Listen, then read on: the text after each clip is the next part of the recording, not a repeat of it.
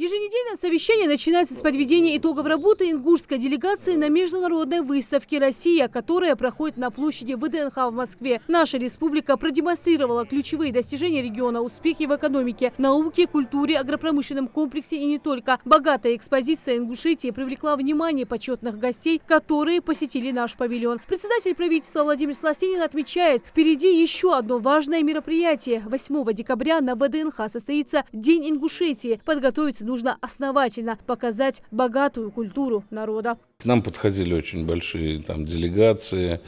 Надо сказать, что наши ребята зажигали лезгинкой. И не только людей там собрали, участников выставки, которые танцевали, но и даже соседней территории, Дагестан не удержался. К нам пришел, тоже танцевали.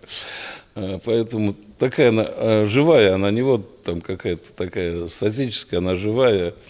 Есть даже такие элементы интерактивного видения, то есть в очках показана наша республика, красота, и человек там ходит и смотрит, осматривает, и многие участники говорили, что мы хотим посетить Ингушетию, мы теперь никуда ездить не будем, мы будем ездить только на Северный Кавказ. На повестке дня еженедельного совещания в правительстве 5 вопросов. Первый – призывная кампания. Согласно квоте, выделенной Министерством обороны России, из Ингушетии в эту кампанию должны отправиться 200 человек. С заданием регион успешно справляется. Осенняя призывная кампания в Ингушетии, как и по всей стране, стартовала 1 октября. Служить новобранцы будут в самых различных родах войск. О том, как проходит призыв собравшимся, рассказывает военный комиссар Ингушетии Заурбек Гадаборшев. На сегодняшний день ни на одного студента, который отчислен из учебного заведения, находящегося на территории Республики Ингушетия, сообщений военных комиссариатов муниципальных образований не поступает.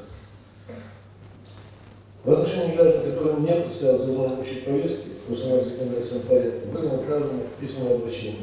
Работа по оповещению ребят должна проводиться с муниципалитетами на местах. Важно, чтобы Министерство образования и науки Ингушетии предоставляло в военкомат списки отчисленных студентов, у которых нет уважительной причины для отсрочки от армии. Тем не менее, желающих отслужить много. На сегодняшний день, наверное, самая большая проблема – это то, что задание на призыв ограничено.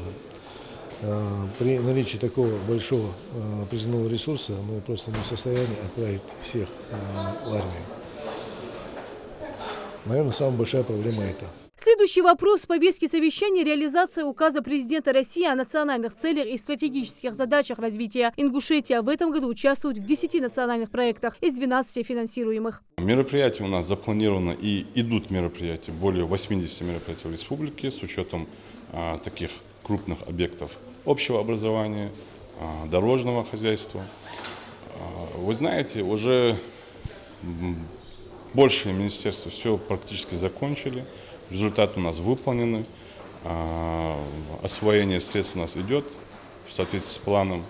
Надеемся, что мы в этом году все завершим, и первая пятилетка у нас закончится, как было запланировано вообще в рамках указа президента Российской Федерации. Отличился регион в реализации таких национальных проектов, как культура, безопасные и качественные дороги, экология и образование. Председатель правительства Ингушетии Владимир Сластенин отметил, что важно до конца года исполнить все намеченные цели и стратегические задачи национальных проектов, чтобы регион был в списке лидирующих. У нас на всех объектах видеонаблюдения есть. Все смотрим, видео. Значит, давайте конец года вместе с Минобром. Надо все нам сдать, будет очень грамотно. Руководителям министерств и ведомств по итогу совещания премьер Владимир Сластенин дал соответствующие поручения. Рида Сычуева, Султан Бугучев, Новости 24.